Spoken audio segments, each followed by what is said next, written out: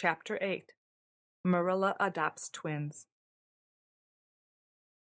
Mrs. Rachel Lynde was sitting at her kitchen window, knitting a quilt, just as she had been sitting one evening several years ago previously, when Matthew Cuthbert had driven down over the hill with what Mrs. Rachel called his imported orphan. But that had been in springtime, and this was late autumn, and all the woods were leafless and the fields sere and brown. The sun was just setting with a great deal of purple and golden pomp behind the dark woods west of Avonlea, when a buggy drawn by a comfortable brown nag came down the hill. Mrs. Rachel peered at it eagerly. "There's Marilla, getting home from the funeral," she said to her husband, who was lying on the kitchen lounge. Thomas Lynde lay more on the lounge nowadays than he had been used to do, but Mrs. Rachel, who was so sharp at noticing anything beyond her own household, had not as yet noticed this. "And she's got the twins with her. Yes, there's Davy leaning over the dashboard, grabbing at the pony's tail, and Marilla jerking him back. Dora's sitting up on the seat as prim as you please. She always looks as if she's just been starched and ironed. Well, poor Marilla is going to have her hands full this winter, and no mistake. Still, I don't see that she could do anything less than take them, under the circumstances, and she'll have Anne to help her. Anne's tickled to death over the whole business, and she has a real knacky way with children, I must say. Dear me, it doesn't seem a day since poor Matthew brought Anne herself home, and everybody laughed at the idea of Marilla bringing up a child. And now she has adopted twins. You're never safe from being surprised till you're dead." The fat pony jogged over the bridge in Lynn's Hollow and along the Green Gables lane. Marilla's face was rather grim. It was 10 miles from East Grafton, and Davy Keith seemed to be possessed with a passion for perpetual motion. It was beyond Marilla's power to make him sit still, and she had been in an agony the whole way lest he fall over the back of the wagon and break his neck, or tumble over the dashboard under the pony's heels. In despair, she finally threatened to whip him soundly when she got him home. Whereupon Davy climbed into her lap, regardless of the reins, flung his chubby arms about her neck, and gave her a bear-like hug. "I don't believe you mean it," he said, smacking her wrinkled cheek affectionately. "You don't look like a lady who'd whip a little boy just 'cause he couldn't keep still. Didn't you find it awful hard to keep still when you were only as old as me?" "No, I always kept still when I was told," said Marilla, trying to speak sternly, albeit she felt her heart waxing soft within her under Davy's impulsive caresses. "Well, I suppose that was 'cause you was a girl," said Davy, squirming back to his place after another hug. "You was a girl once, I suppose, though it's awful funny to think of it. Dora can sit still, but there ain't much fun in it, I don't think. Seems to me it must be a bit slow to be a girl. Here, Dora, let me liven you up a bit."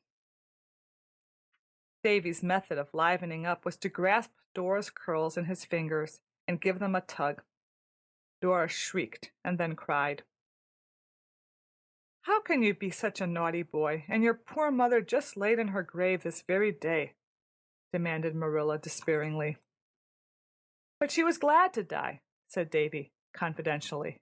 "I know, 'cause she told me so. She was awful tired of being sick. We had a long talk the night before she died. She told me you was going to take me and Dora for the winter, and I was to be a good boy. I'm going to be good, but can't you be good running around just as well as sitting still? And she said I was always to be kind to Dora and stand up for her, and I'm going to." "Do you call pulling her hair being kind to her?" "Well, I ain't going to let anybody else pull it," said Davy, doubling up his fists and frowning. "They just better try it. I didn't hurt her much. She just cried 'cause she's a girl.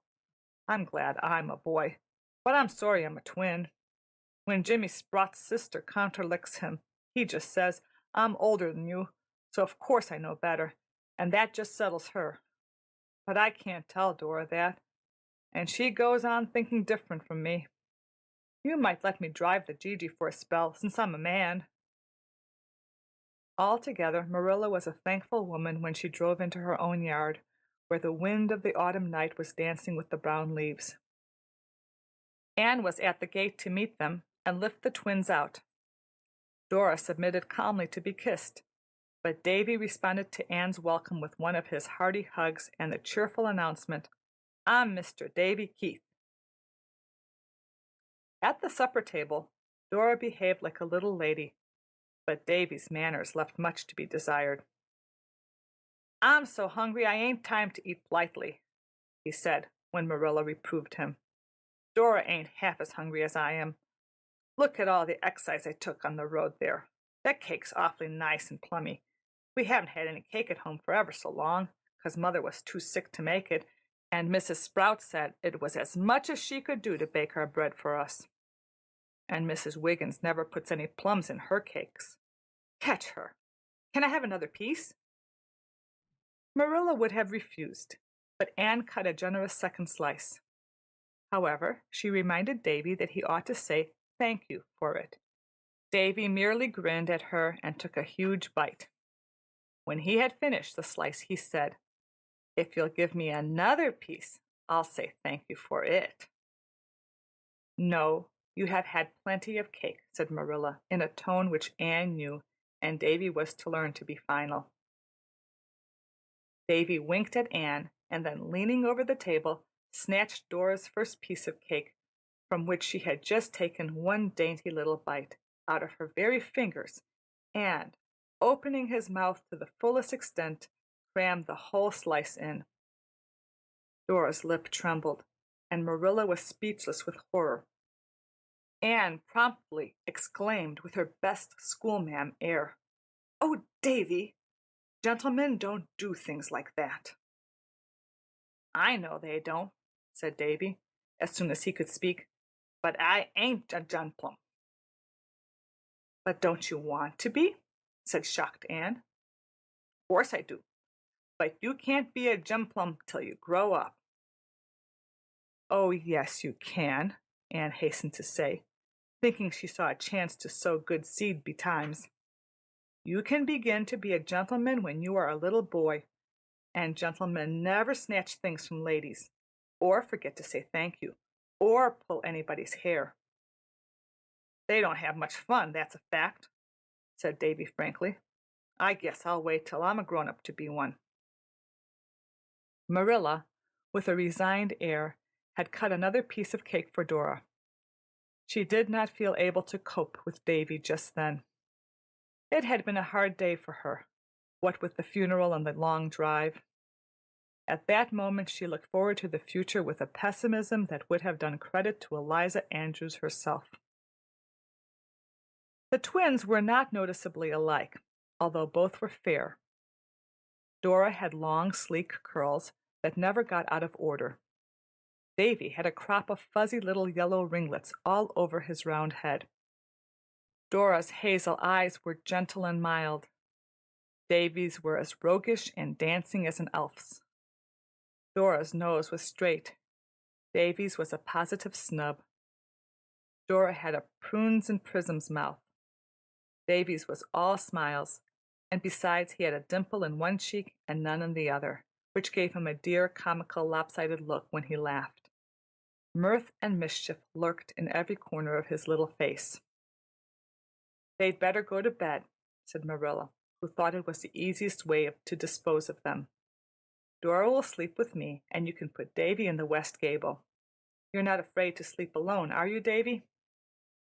"No, but I ain't going to bed for ever so long yet," said Davy comfortably. "Oh, yes, you are." That was all the much-tried Marilla said, but something in her tone squelched even Davy. He trotted obediently upstairs with Anne. "When I'm grown up, the very first thing I'm going to do is stay up all night just to see what it would be like," he told her confidentially. In after years, Marilla never thought of that first week of the twins' sojourn at Green Gables without a shiver.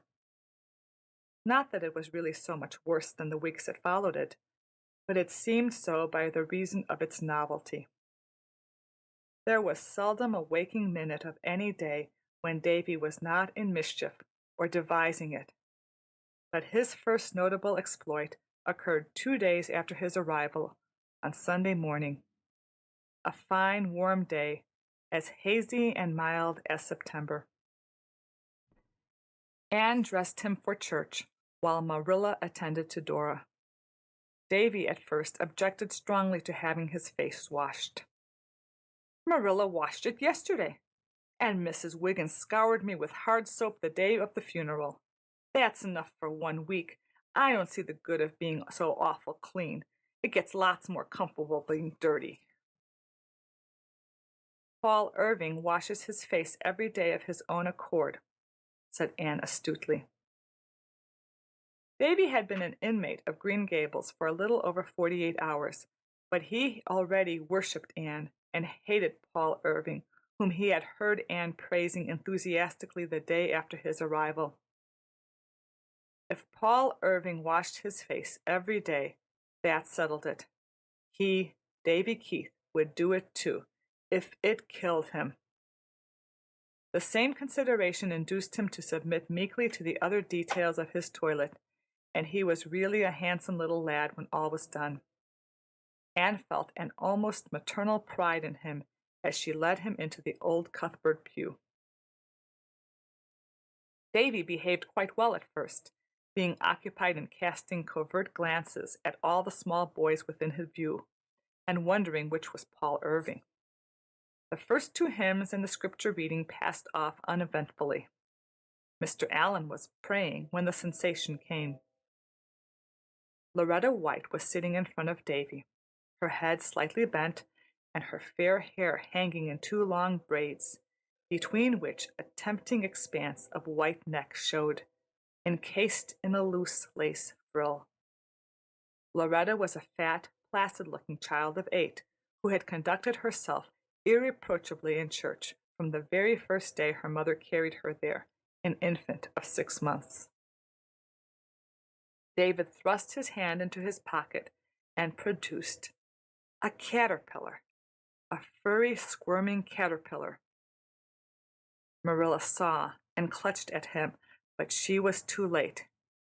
Davy dropped the caterpillar down Loretta's neck. Right in the middle of Mr. Allen's prayer burst a series of piercing shrieks. The minister stopped, appalled, and opened his eyes. Every head in the congregation flew up. Loretta White was dancing up and down in her pew, clutching frantically at the back of her dress. "Oh, Mommer, Mommer, ow, ow, take it off, ow, get it out, ow, that bad boy put it down my neck, ow, Mommer, it's going further down, ow, ow, ow." Mrs. White rose and with a set face carried the hysterical, writhing Loretta out of church. Her shrieks died away in the distance, and Mr. Allen proceeded with the service.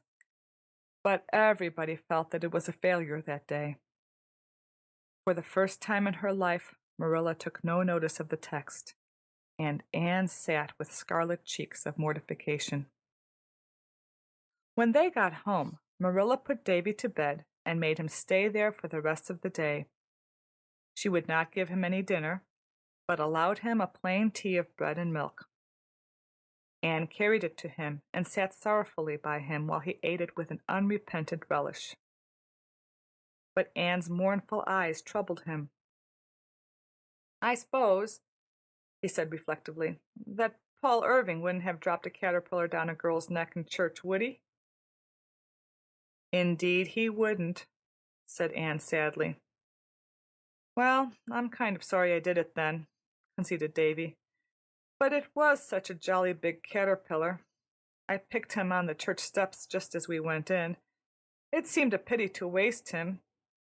And say, wasn't it fun to hear that girl yell?" Tuesday afternoon the Aid Society met at Green Gables. Anne hurried home from school, for she knew that Marilla would need all the assistance she could give. Dora, neat and proper in her nicely starched white dress and black sash, was sitting with the members of the Aid in the parlor, speaking demurely when spoken to, keeping silence when not, and in every way comporting herself as a model child. Davy, blissfully dirty, was making mud pies in the barnyard. "I told him he might," said Marilla wearily. "I thought it would keep him out of worse mischief. He can only get dirty at that. We'll have our teas over before we call him to his. Dora can have hers with us, but I would never dare to let Davy sit down at the table with all the aides here." When Anne went to call the aides to tea, she found that Dora was not in the parlor. Mrs. Jasper Bell said Davy had come to the front door and called her out. A hasty consultation with Marilla in the pantry resulted in a decision to let both children have their teas together later on. Tea was half over when the dining room was invaded by a forlorn figure. Marilla and Anne stared in dismay, the aides in amazement. Could that be Dora? That sobbing nondescript in a drenched, dripping dress and hair from which the water was streaming on Marilla's new coin-spot rug? "Dora, what has happened to you?" cried Anne, with a guilty glance at Mrs. Jasper Bell, whose family was said to be the only one in the world in which accidents never occurred. "Davy made me walk the pig pen fence," wailed Dora. "I didn't want to, but he called me a 'fraid cat, and I fell off into the pig pen, and my dress got all dirty, and the pig runned right over me. My dress was just awful, but Davy said if I'd stand under the pump he'd wash it clean, and I did, and he pumped water all over me, but my dress ain't a bit cleaner, and my pretty sash and shoes is all spoiled." Anne did the honors of the table alone for the rest of the meal, while Marilla went upstairs and redressed Dora in her old clothes. Davy was caught and sent to bed without any supper. Anne went to his room at twilight and talked to him seriously, a method in which she had great faith, not altogether unjustified by results. She told him she felt very badly over his conduct. "I feel sorry now myself," admitted Davy. "But the trouble is, I never feel sorry for doing things till after I've did them. Dora wouldn't help me make pies 'cause she was afraid of messing her clothes, and that made me hoppin' mad. I s'pose Paul Irving wouldn't have made his sister walk a pig pen fence if he knew she'd fall in." "No, he would never dream of such a thing. Paul is a perfect little gentleman." Davy screwed his eyes tight shut and seemed to meditate on this for a time. Then he crawled up and put his arms about Anne's neck, snuggling his flushed little face down on her shoulder. "Anne, don't you like me a little bit, even if I ain't a good boy like Paul?" "Indeed I do," said Anne sincerely. Somehow it was impossible to help liking Davy. "But I'd like you better still if you weren't so naughty." "I did something else today," went on Davy in a muffled voice. "I'm sorry now, but I'm awful scared to tell you. You won't be cross, will you? And you won't tell Marilla, will you?" "I don't know, Davy. Perhaps I ought to tell her. But I think I can promise you I won't if you promise me that you will never do it again, whatever it is." "No, I never will. Anyhow, it's not likely I'd find any more of them this year. I found this one on the cellar steps." "Davy, what is it you've done?" "I put a toad in Marilla's bed. You can go and take it out if you'd like. But say, Anne, wouldn't it be fun to leave it there?" "Davy Keith!" Anne sprang from Davy's clinging arms and flew across the hall to Marilla's room. The bed was slightly rumpled. She threw back the blankets in nervous haste, and there, in the very truth, was the toad, blinking at her from under a pillow. "How can I carry that awful thing out?" moaned Anne with a shudder. The fire shovel suggested itself to her, and she crept down to get it while Marilla was busy in the pantry. Anne had her own troubles carrying that toad downstairs, for it hopped off the shovel 3 times, and once she thought she had lost it in the hall. When she finally deposited in the cherry orchard, she drew a long breath of relief. If Marilla knew, she'd never feel safe getting into bed again in her life. I'm so glad that little sinner repented in time. There's Diana signaling to me from her window. I'm glad. I really feel the need of some diversion. For what with Anthony Pye in school and Davy Keith at home, my nerves have had about all they can endure for one day.